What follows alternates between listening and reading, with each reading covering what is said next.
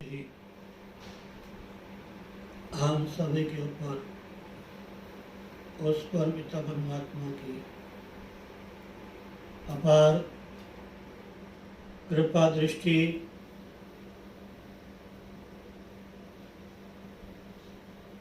उन्हीं परमात्मा की मंगलमयी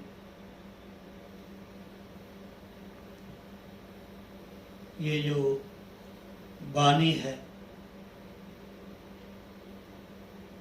जिसके माध्यम से हम भगवान का नाम लेते हैं, हरि चर्चा करते हैं, सत्संग करते हैं और सत्संग सुनते हैं। ये सब परमात्मा की ही दी हुई एक हम सब के लिए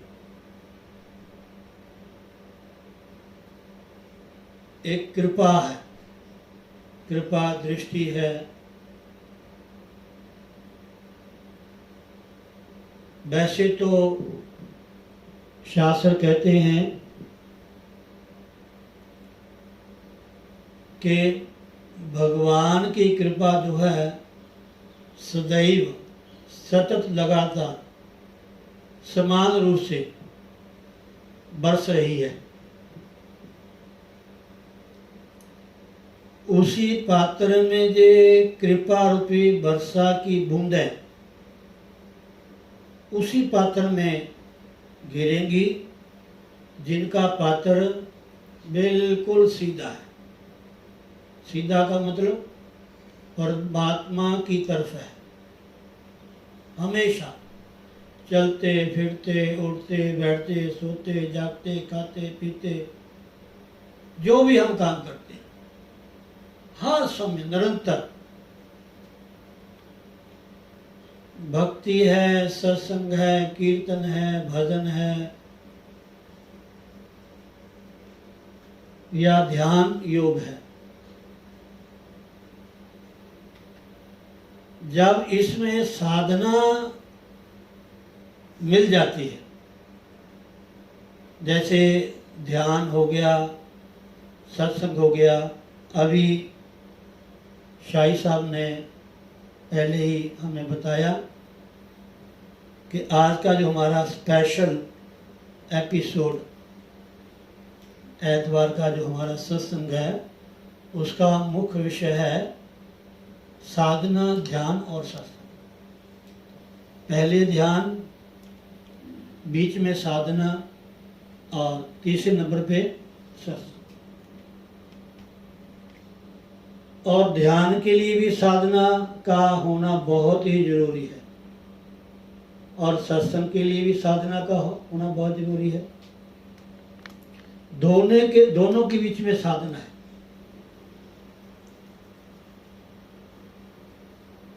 साधना के लिए साधक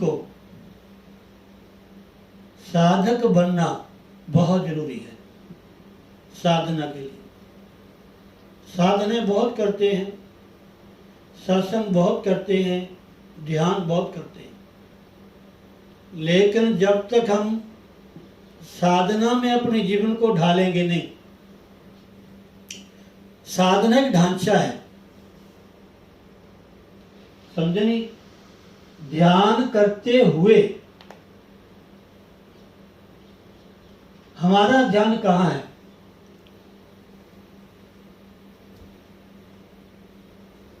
ध्यान, समाधि, योग, ये सब साधना के अंतर्गत आ जाते हैं। साधना से ही ये चीजें प्राप्त होती हैं। जब एक क्रिया को जब बार बार हम रिपीट करते हैं, जैसे ध्यान है, अब बार बार हम ध्यान करते हैं, तो सबसे पहले क्वेश्चन ये होता है कि हमें ध्यान किसका करना चाहिए, या हमारा ध्यान कहाँ है। ये बहुत जरूरी है।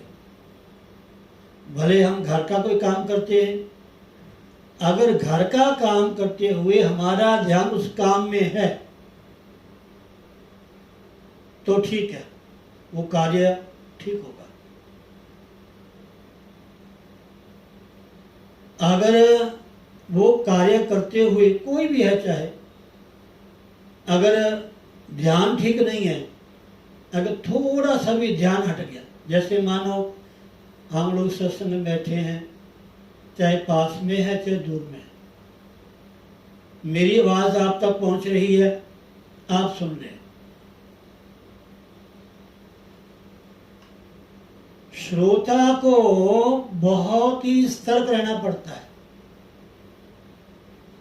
श्रोता तो बहुत मिलेंगे आपको, लेकिन साधन युक्त साधक बन करके जब श्रोता बैठता है ना आसन से, फिर एक एक बात को अपने हृदय में उतारता है। मैंने पहले एक बार कथा सुनाई थी आपको कि किसी गांव में, शहर में मंदिर था, वहाँ कोई विद्वान ब्राह्मण या संत आए हुए थे, वो कथा सुना रहे थे। उस कथा हॉल में,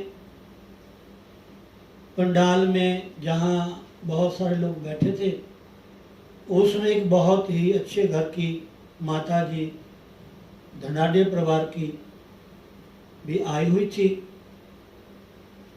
तो कथा सुन रही थी, एकदम थोड़ा कथा सुनते सुनते उनकी दृष्टि एक दीपक की तरफ गई, जो ज्योत जग रही थी। उसके मन में थोड़ा सा ध्यान आया कि चलो मैं भी दीवे में थोड़ा तेल डाल दूं। मन ही मन किया, कुछ नहीं है। आंखों ने देखा, मन ने संकल्प कर लिया कि मैं भी इसमें थोड़ा तेल डाल दूं। उनकी जो सेविकाएं थी, साथ में थी, उन्होंने अपनी नौकरानी को, सेवक को कहा कि जाओ घर से तेल ले आओ, थोड़ा सा इशारे से। ध्यान कथा में उसका, एक ड्राइवर गाड़ी चलाता है, वो उसका ध्यान पीछे भी होता है, उसका ध्यान आगे भी होता है, और वो सवारी से बातें भी करता है, लेकिन ध्यान एक ही दृष्टि से कितने काम करता है, पीछे भी आगे भी और बातें भी कर रहा है, लेकिन ध्यान घटा नहीं, हटा नहीं, और दुर्घटना घटी नहीं। कोई भी कार्य बिना ध्यान के नहीं होता। सत्संग में ही हमें हर प्रकार की प्रेरणा मिलती है, घर में, परिवार में, समाज में, कहीं भी। आपने कैसे रहना है, कैसे बोलना है, कैसे चलना है, कैसे लोगों की संगत करनी है। महाराज, मन तो हमारा एक निर्मल जल की तरह है। जैसे किसी ने कहा ना, तोरा मन दर्पण कहला, ए तोरा मन दर्पण कहलाए, भले बुरे कामों को, भले बुरे, ऐसा एक लाइन में याद नहीं आ रही। तोरा मन दर्पण कहलाए,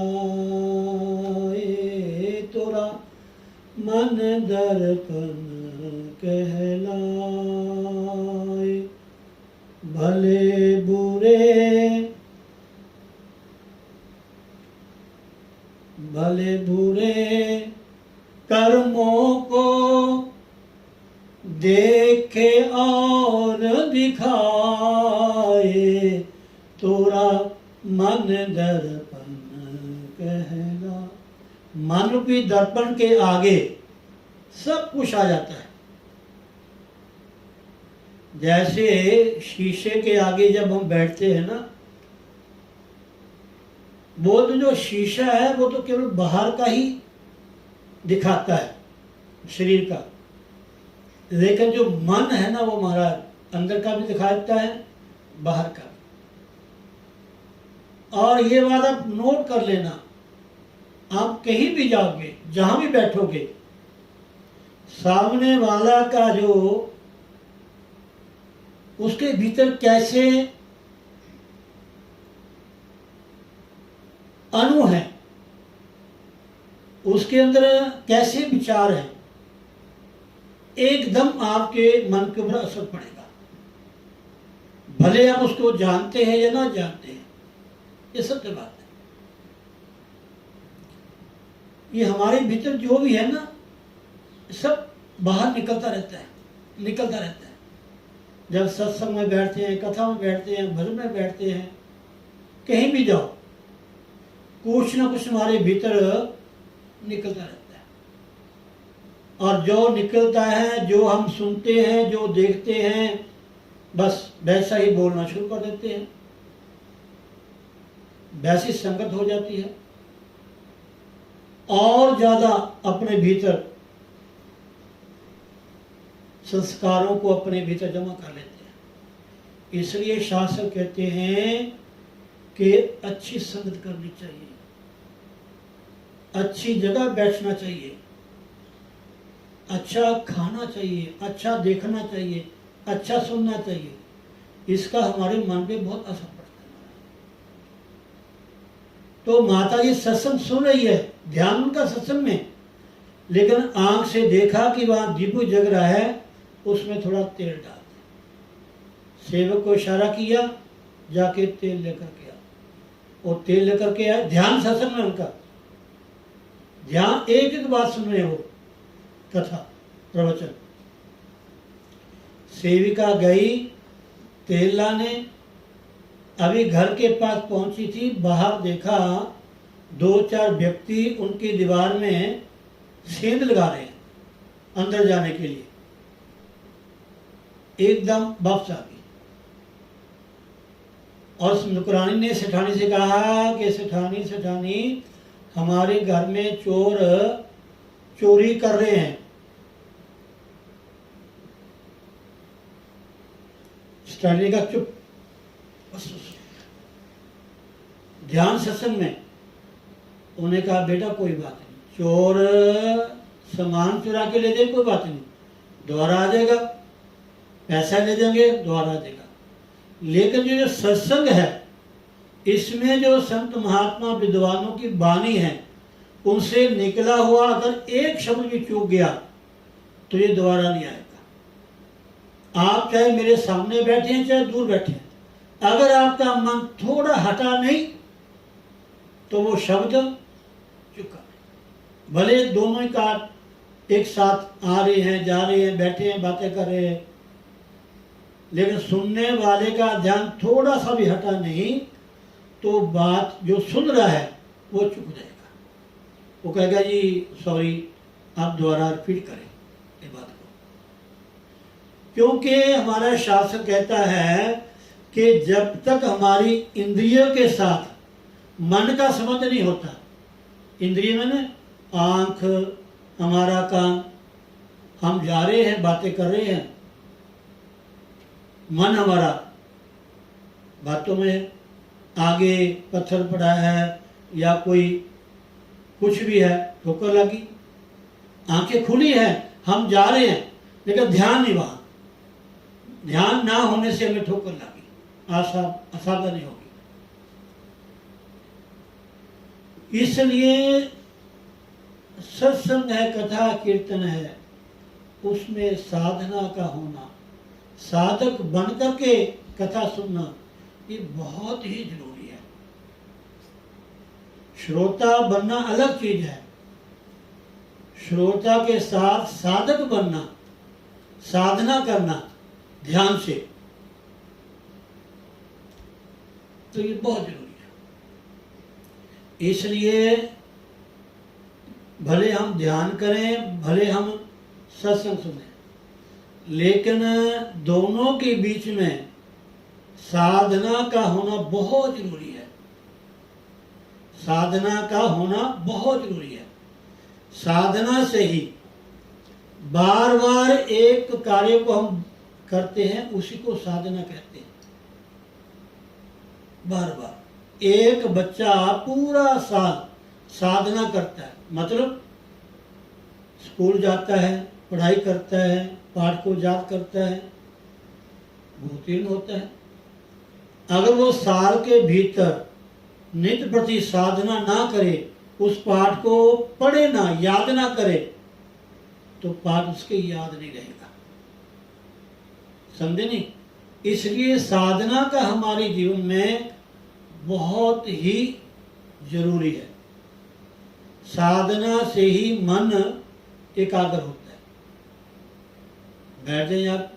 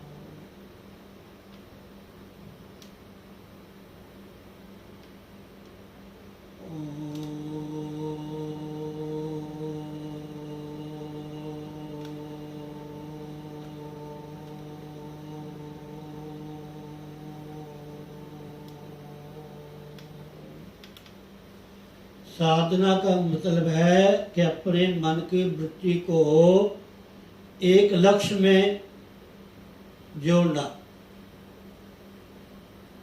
कोई भी काम करते हैं, जब तक हमारी जो वृत्ति है लक्ष्य से जुड़ती नहीं है, तब तक वो जो साधना है वो परिपक्व नहीं होती।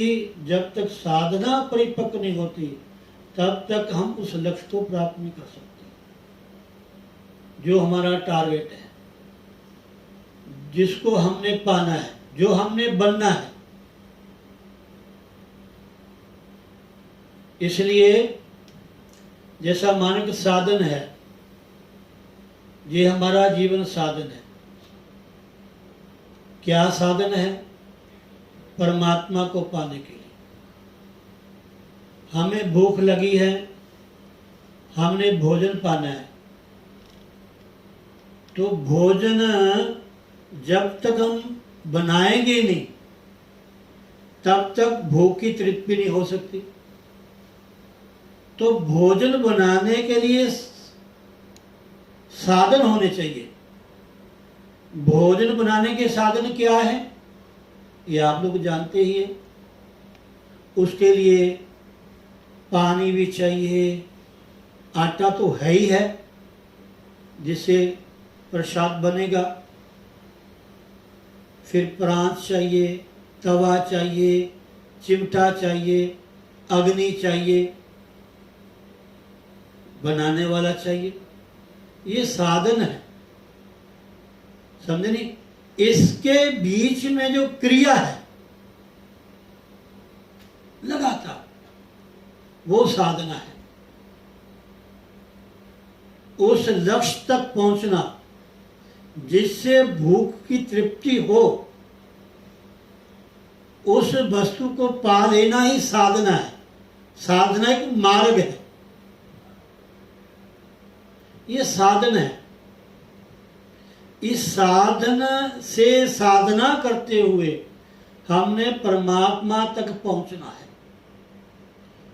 उसमें कोई भी विघ्न आए, कैसे भी आए, उनकी तरफ हमने ध्यान नहीं देना। साधना एक हमारा कवच बन जाती है।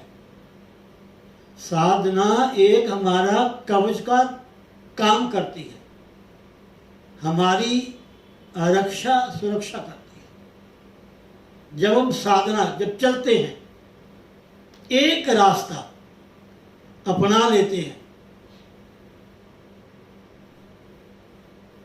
साधना के माध्यम से हमारा जब संकल्प दृढ़ हो जाता है कि मैंने ये प्राप्त करना है, बस जब साधक उस साधना के माध्यम से अग्रसर होता है, वो साध्य को प्राप्त कर लेता है। जिसको पाना है, भोजन को पाना है, परमात्मा को पाना है, या मैंने कुछ पदवी को ग्रहण करना है, लेकिन उसके लिए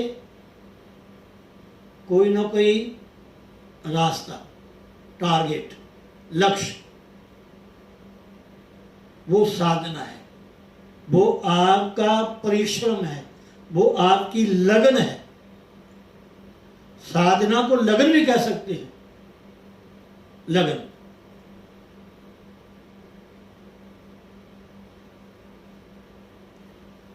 जैसे कोई साधना करता है अनुष्ठान की, उसमें समय निश्चित होता है, 7 दिन का, 11 दिन का, 21 दिन का। मैंने साधना ली है जी 7 दिन की, मैंने किसी बोलना नहीं है। मैंने साधना ली है, संकल्प लिया है कि मैंने रोज मंदिर जाना। उस साधना में ढीलापन नहीं होना चाहिए, उस लगन में कमी नहीं होनी चाहिए, जब तक वो लक्ष्य प्राप्त ना हो जाए। और माता बहनों, भाई बंधुओं, ये जो हमारी चाहत है नेचुरल आनंद को पाने की, शांति को पाने की, बार बार बार बार बार बार कभी कहीं कभी कहीं कभी कहीं ढूंढते हैं। यहाँ सुख है, वहाँ सुख है, यहाँ सुख है, वहाँ सुख है, यहाँ आनंद है, वहाँ पीस ऑफ माइंड है। हम पदार्थों में, संसार के संबंधों में सुख ढूंढते हैं, धन में, पैसे में, मकान में, कारोबार में। इससे संसार का क्षणिक सुख तो प्राप्त कर सकते हैं, लेकिन जो शाश्वत आनंद है, शांति है, जिससे मन का भागा दौड़ी खत्म हो जाए,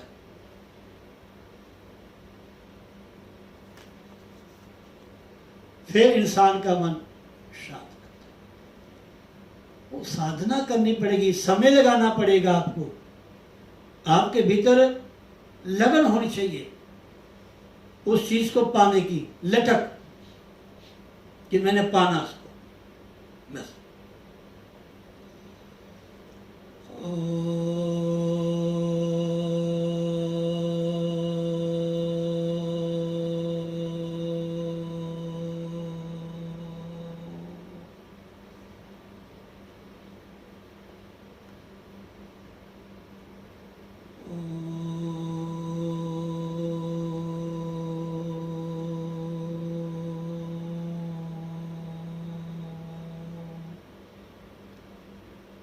मोटे तौर पे साधना एक ऐसी क्रिया है, ऐसा रास्ता है जिसके माध्यम से आप सरलता से वहां तक पहुंच सकते हैं। साधना एक दीवार का कार्य करती है। जब हमने साधना का संकल्प ले लिया कि मैंने ये काम करना है, बस करना है, उसमें चाहे विघ्न आए चाहे ना आए, चाहे कितने विघ्न आए, बस। कई लोग तो कार्य शुरू करते हैं, साधना शुरू करते हैं, बीच में छोड़ देते हैं, एक दिन करते हैं, 2 दिन करते हैं, फिर मन के कोई भी विचार आए उसको छोड़ देते हैं। साधना ही एक साधक को साध्य तक पहुंचा देती है, लक्ष्य तक पहुंचाती है, टारगेट। समझे नहीं? नित्य नेम, एक किसी विद्यार्थी ने किसी लक्ष्य को पाना है तो विद्यार्थी को पहले साधक बनना पड़ेगा, उसके प्रति समर्पित होना पड़ेगा, नित्य प्रति उसका अवलोकन करना, पठन करना, पाठन करना, स्वाध्याय करना, इन्हीं कार्य में सारी वृत्ति को उसमें जोड़ना। काम सारे करने हैं, ये नहीं बाहर के। कि ध्यान आपका साधना से, एक दृढ़ संकल्प से ध्यान आपका टारगेट है। हनुमान जी की ड्यूटी लगी कि आपने सीता माता को ये निशानी मुद्रिका पहुंचानी है बस। उन्होंने संकल्प कर लिया। रास्ते में लोभ भी आया, मोह भी आया, कई तरह के विघ्न आए, लेकिन उन्होंने कहा कि जब तक मैं वहां नहीं पहुंच जाऊंगा तब तक मैं विश्राम नहीं करूंगा। जो भी जहां पहुंचा है, चाहे वो ज़्यादा बिजनेसमैन है, किसी ने बड़े फैक्ट्रियां खोली हुई हैं, कोई उच्च पद पर पहुंचा है किसी भी क्षेत्र में, उन्होंने साधना की है, उन्होंने परिश्रम किया है, उनका दृढ़ संकल्प था। अगर बीच में छोड़ दो, नहीं, करते रहो, करते रहो, करते रहो। अगर आपने पाना है, अगर आपका संकल्प पक्का है, दृढ़ है, तो उस लक्ष्य को आप पा जाओगे।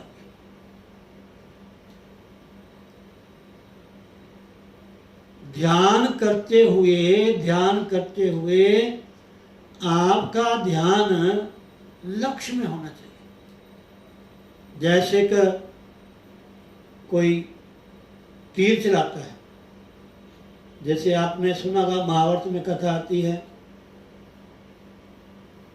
जी, एक राजा ने शर्त रखी, वो जो ऊपर चिड़िया पक्षी है उसकी आंख को बींधना है, बींधना भी उसको पानी में दे करके, छाया,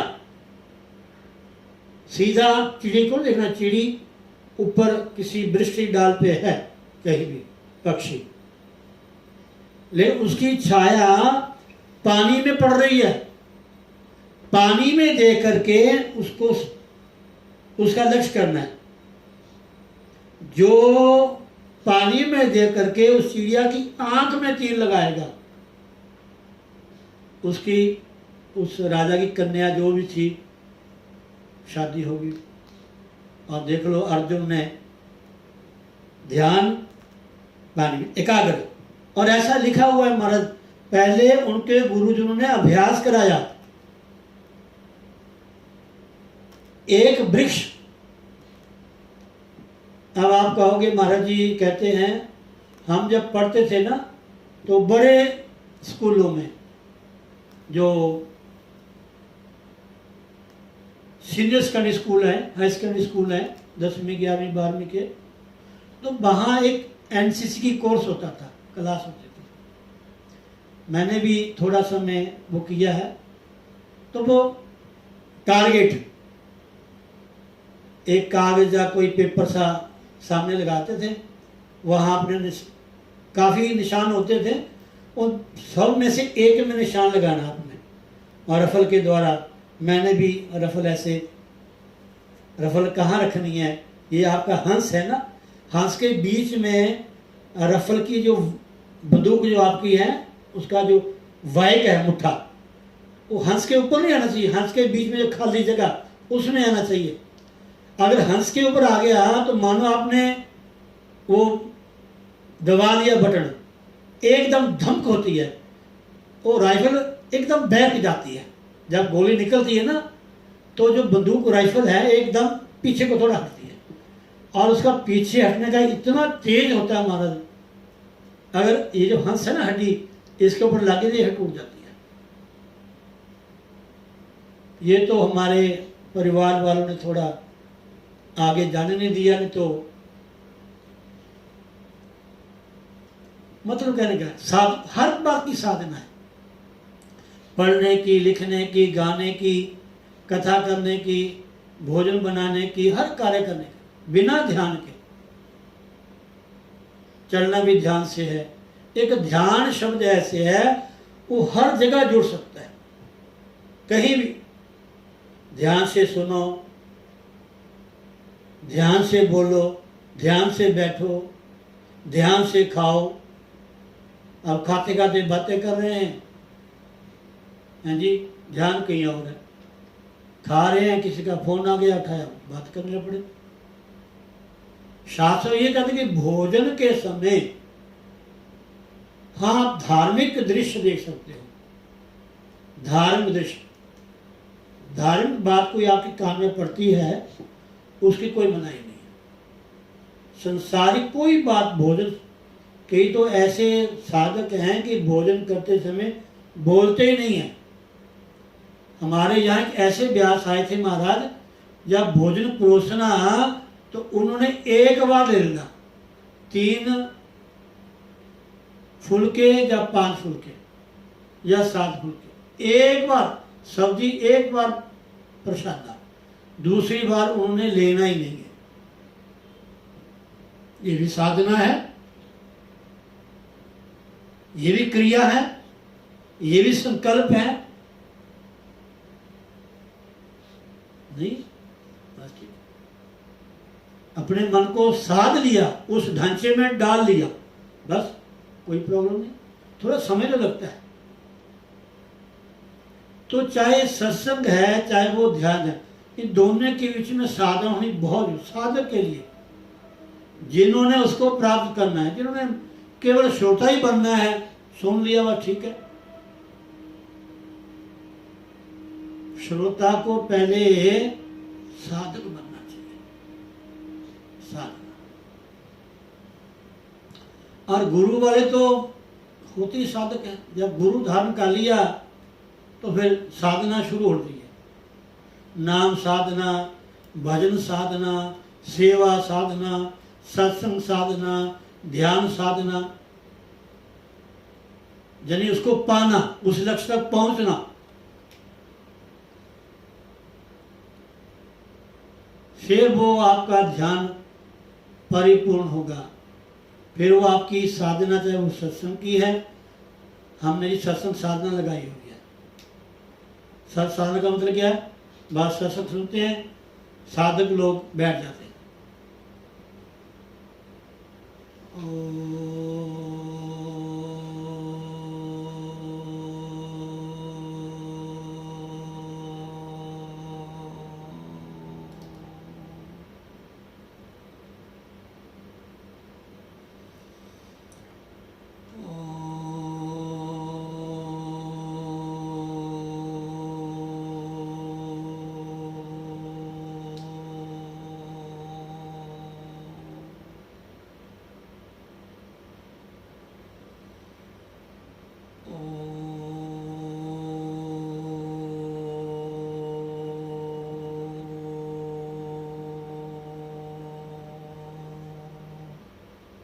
नहीं, ये भी कह सकते हैं। सत्संग का मैंने नियम लिया है, सत्संग की मैंने साधना ली है। मैं ध्यान साधना करता हूँ, और ध्यान साधना के ऐसे दोनों आपस में जुड़े हुए हैं ना, इनको अलग नहीं कर सकते।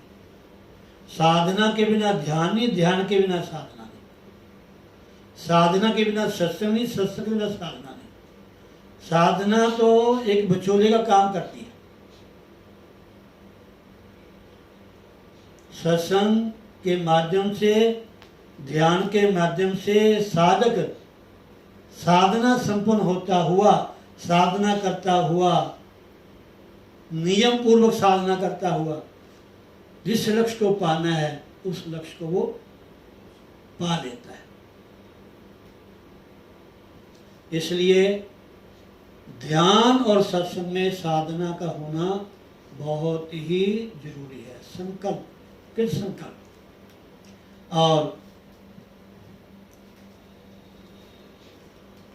कुछ लोगों के मन में ये होता है कि साधना करते समय, भजन करते समय मन में संसारी भाव आते हैं,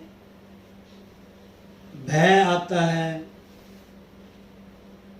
कभी कुछ कभी कुछ कभी कुछ आता है। तो ये हमारे आहार का प्रभाव है।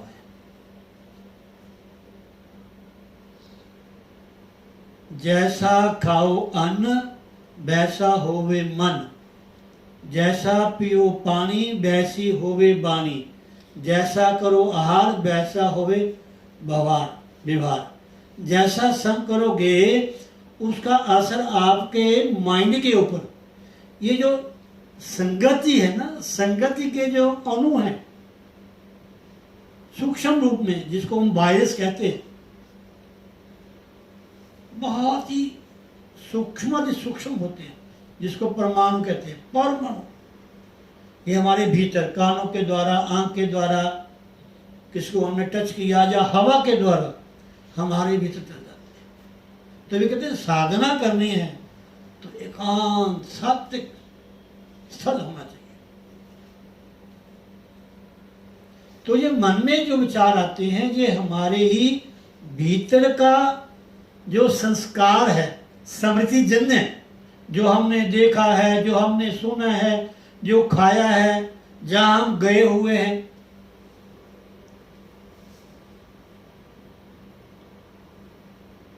अब मानो कि हम वृंदावन में जाना है, हाँ जी, रास्ते में दिल्ली आ गया, किसी ने कहा दिल्ली में ये स्थान है, वो भी देख लें। अब वो देखा, वो संस्कार बीच में आ गए। वृंदावन के जहां भी गए, जो भी देखा, जो सुना, जो खाया पिया, वो सब सूक्ष्म रूप में हमारे भीतर जमा हो जाता है। जब हम एकांत में बैठते हैं, या स्वप्न में सोते हैं, दो समय ये जो स्मृति जन्य संस्कार है ना, हमारे भीतर से बाहर आते हैं। आप सोए हुए हैं, सोए मैं तो वृंदावन पहुंच गया, मैं तो आगरा में पहुंच गया, मैं तो वहां सोया, अपने घर में है। राजा रंक बन जाता है, रंक राजा बन जाता है, साधु चोर बन जाता है, चोर साधु बन जाता है। ये हमारे द्वारा ही खाने से, पीने से, आने से, जाने से, व्यवहार करने से जो सूक्ष्म अंश है हमारे भीतर जमा हो जाते हैं। जब हम ध्यान करते हैं ना, ये फिर आगे आते हैं। कुछ जो तामसी जीव हैं, ये भी साधना में विघ्न डालते हैं, और यहाँ तक रामायण में लिखा है कि देवता विघ्न डालते हैं। जब हम साधना करते हैं ना, साधना मतलब जो संकल्प लेते हैं, वैसे आप पाठ करते रहो, पाठ करते मन नहीं लगा, उठ के चले जाओ, वो कोई बात नहीं है। लेकिन जो संकल्प ले लिया कि मैंने साधना करनी है, भजन करना है, नाम जपना है, कुछ समय बैठना है, तो ये जो भीतर है जब तो खाली नहीं होगा, है तो परमात्मा भीतर, परत दर परत, परत दर परत इतनी मैल जमी हुई है, इतने विकार जमे हुए हैं। काम है, क्रोध है, मोह है, लोभ है, अहंकार है, ईर्ष्या है, द्वेष है, भय है, शत्रु है, मित्र है, ना जाने कितना कितना। इतने सूक्ष्म है, कई बार तो महाराज इतने पहाड़ बन के हमारे सामने खड़े हो जाते हैं कि हम बस, लेकिन जो संकल्प के दृढ़ पक्के होते हैं वो इनके तरफ ध्यान नहीं देते, इनको कहते भी कुछ नहीं है, इनसे डरते भी नहीं है, घबराते भी नहीं है। महापुरुष कहते हैं भाई घर बनाया है तो वहां तो मेहमान आएंगे आएंगे, ये मेहमान है, चाहे चंगे हैं चाहे माड़े हैं, जो विचार है सूक्ष्म रूप में ये आएंगे आएंगे। एक जन्म के नहीं है, अनेकों जन्मों के, एक दिन के नहीं है। 10 साल के हैं, 20 साल के हैं, 10 दिन के हैं, 20 दिन के हैं, जो खाया पिया, हंसे खेले, रोए, नचे कूदे, जहां भी गए सूक्ष्म रूप में वो हमारे भीतर। तभी कहते हैं ना हाथ धोने चाहिए, पांव धोने चाहिए। आप एक हमारे राजा हुए हैं, राजा नल दमयंती, आपने कथा सुनी होगी, महाभारत में भी आती, शायद श्री पुराण में आती है। अब वो सोने से पहले वो कहीं लघु शंका बाथरूम गए होंगे, वो हाथ तो धो लिए, पाँव नहीं धोए। जब पाँव नहीं धोते, पाँव के बीच में जो कलयुग है उसके बीच प्रवेश कर गया।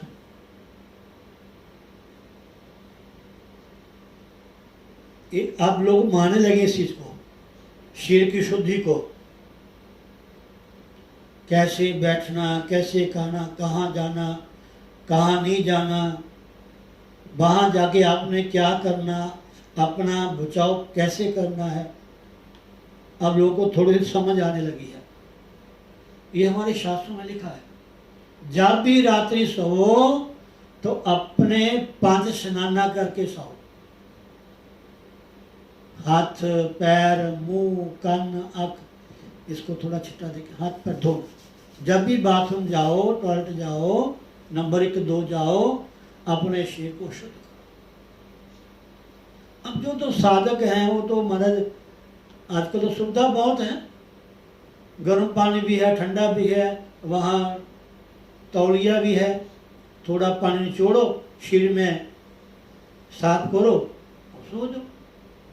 अशुद्धि में ही ज़्यादातर ये विकार आते हैं। जब अशुद्ध मन अशुद्ध होता है, तन अशुद्ध होता है, विचार अशुद्ध होते हैं, तो ये चीज़ें ज़्यादा हैवी होती हैं जब वो ध्यान करते हैं। इसलिए साधक को, ध्यान करने वाले को ध्यान देना चाहिए, जितना ज़्यादा हो सके बच के रहो। साधना के समय मन में विकार आते हैं, ये हमारे भीतर ही अनेकों जन्मों के हैं। कुछ कर्म है, किसको मारा है, कूटा है, किसको डांटा है। मानो कि माँ है, कोई मैं हाँ, माँ ने भोजन बनाया, सब किया, कुछ किया कि बच्चा तंग कर रहा है, बच्चे को डांटा, या बच्चा स्कूल गया है, उसका टाइम आने का है, वो रोमांट पढ़ रही है, भजन माला का समय है उसको, तो ध्यान उसका बच्चे की तरफ होगा।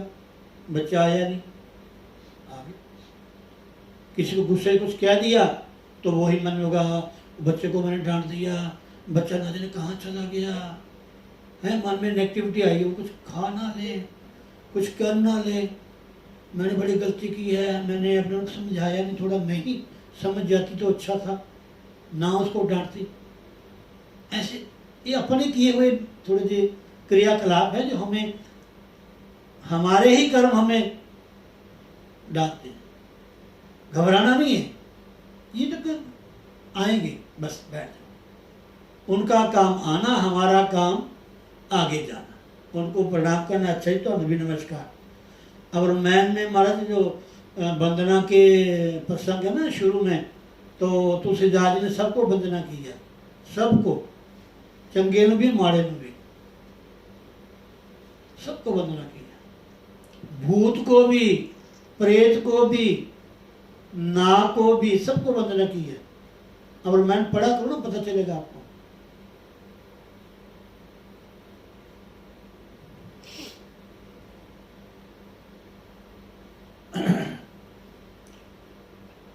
हाँ, दूसरी बात संक्षेप में मेरे सामने आई है कि महाराज जी आपने पहले कहा था, ये रामायण का दोहा है, उत्तरकांड का, शायद कहाँ का है, बारी मथे होई बरु सिकता ते बरु तेल, बिनु हरि भज न भव तरहि, यह सिद्धांत अपे। सीधी सी बात, सिंपल सी बात है। बारी में न पानी, बारी में न पानी, मथी में न मथना। पानी को कितना मथो, बारी मथे बरु, बरु में हो सकता है, ऑप्शन है, बारी मथे के तो हो ही बरु। शास्त्र में तुलसीदास कहते हैं कि हो सकता है पानी को मथने से उसमें घी निकला है, लेकिन ना ऐसा सुना है ना हो सकता है, पर फिर भी हो जाए। बारी मथे के तो हुई बरु सिकता ते बरु तिल, सिकता मतलब रेत, सिकता ते बरु तेल। रेत को कोल्हू में पेलने से हो सकता है उसमें तेल निकल आए, लेकिन ना आज तक हमने सुना है ना कभी हो सकता है। पर शास्त्र कहता है कि जो चीज नहीं है वो भी संसार में हो सकती है, पर बिनु हरि भजन न भव तरहि, यह सिद्धांत अपे। भगवान का भजन किए बिना कोई इंसान कहे कि मैं संसार सागर से तर जाऊं, मतलब हम योग करें, साधना करें, ध्यान करें, सत्संग करें, या दान करें, पुण्य करें, व्रत उपवास करें, लेकिन जो नाम है, भजन है, जो गुरु ने दिया है, विशेषकर नाम तो कोई भी आप ले सकते हो, आपका विश्वास है, आपकी धारणा है, लेकिन जो गुरु ने नाम दिया है उसको जपे बिना हमारा कल्याण नहीं। बस बिनु हरि भजन न भव तरहि, यह सिद्धांत अपे। इसलिए भगवान का भजन किए बिना कभी कल्याण नहीं होगा, भजन जरूर करना चाहिए। हाँ जी, शतम विहाय भोक्तव्यम, 100 काम करके छोड़ो, सहस्रम स्नान आचरित, 1000 काम छोड़ के पहले नहाओ, लक्षम विहाय दातव्यम, लाख काम छोड़ के दान जरूर करना चाहिए, चाहे मीठा बोल दो किसी ने, आओ बैठो पियो पानी, तीनों बातें बोलना नहीं। हाँ जी, 100 काम छोड़ के आप खाओ, 1000 काम छोड़ के नहाओ, लाख काम छोड़ के दान करो। कोटिम त्यक्ता हरिम भजेत, करोड़ों काम छड़ के भगवान का भजन जरूर। किन्ने का मतलब भले टाइम नहीं है, ये तो बहानेबाजी है। महाराज जी क्या करें, मरने का टाइम नहीं है, तुसी कहते कुटिया आओ भजन करो, ये करो वो करो, गप्पे मारने का टाइम है, 20-20 घंटे सोने का टाइम है, कहीं गप शप मारने का टाइम है, अब भजन का टाइम नहीं है। समझे नहीं? ये आलस है हमारा, ये हमने, हमारी कल्पना है, शास्त्र इसको नहीं मानता। और ये मनुष्य का जीवन मेरा ही भजन के लिए हमारा, ये आप नोट कर लीजिए, भले आज कर लो चाहे किसी ने जन्म ले लो, भजन के बिना हमारा कला नहीं। जो नाम है, नाम नाम, बैठ जाओ बस।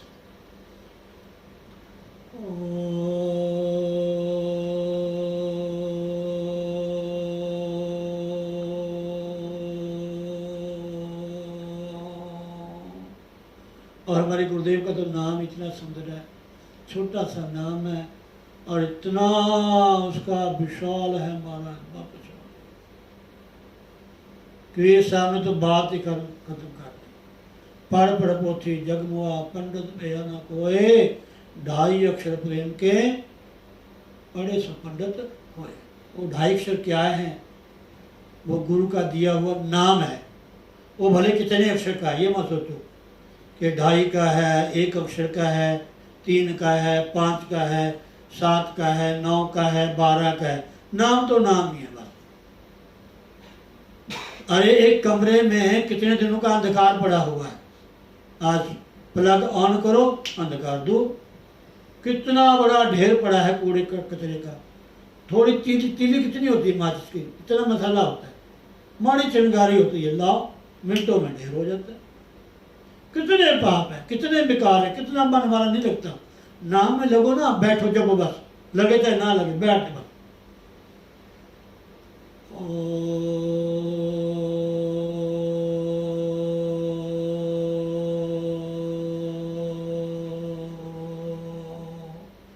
जय साई साहब कल गा रहे थे, लाजमी है हर शख्स को बंदगी,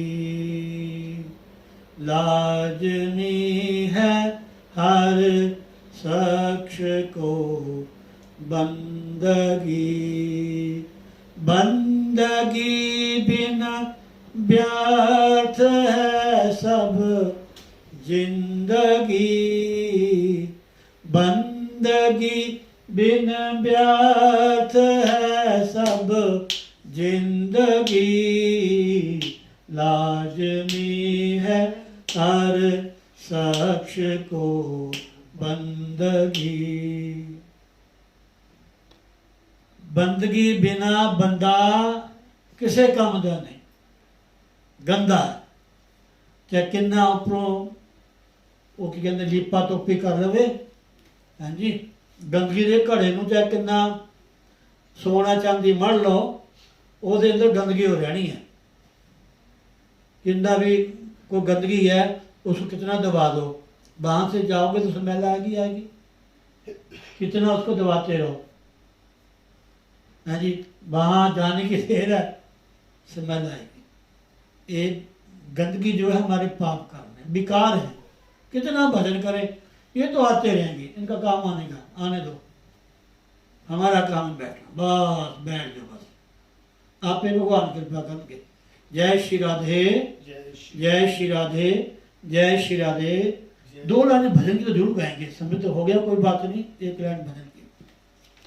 मन कर ले मेरे मना तेरी बीती उमर हरि, भजन बिना सुमिरन कर ले, सुमिरन कर ले मेरे मना तेरी बीती उमर हरि, नाम बिना सुमिरन कर ले। 1 लाइन, देह नैन बिना रैन चंद्र बिना, हमारा शरीर है ना, अगर आंख ना तो किसी काम का नहीं, दिखते फिरोगे। देह नैन बिना रैन चंद्र बिना, रैन में रात, रात को चंद्रमा ना होवे तो शीतलता कहाँ मिलेगी? रात्रि का महत्व नहीं, चंद्रमा से ही रात्रि का महत्व हमारा। देह नैन बिना रैन चंद्र बिना, मंदिर दीप बिना, जैसे पंडित वेद बहीना, जैसे पंडित वेद बहीना, तैसे पुरुष हरि नाम बिना सुमिरन कर ले, सुमिरन कर ले मेरे मना तेरी बीती उमर नाम बिना। राधे राधे। 2 मिनट के लिए मैं कुछ सूचना आपको दूंगा। अभी तक आप जो दिव्य सत्संग संकीर्तन का आनंद ले रहे थे परमादरणीय गुरुदेव के मुखारबिंद से, इसका समय आप सभी जानते हैं 7 बजे से लेकर 8 बजे तक। एक थोड़ा सा मैं कहना चाहता हूँ, जो भी हमारे श्रोतागण हैं उनसे विशेष आग्रह है, आपने बहुत दिन आपने सत्संग सुना, साधना की है, प्लीज आप लिख करके कुछ अपना अनुभव भेजें। इस सत्संग से आपको क्या लाभ हुआ है, कितना आप आगे बढ़े।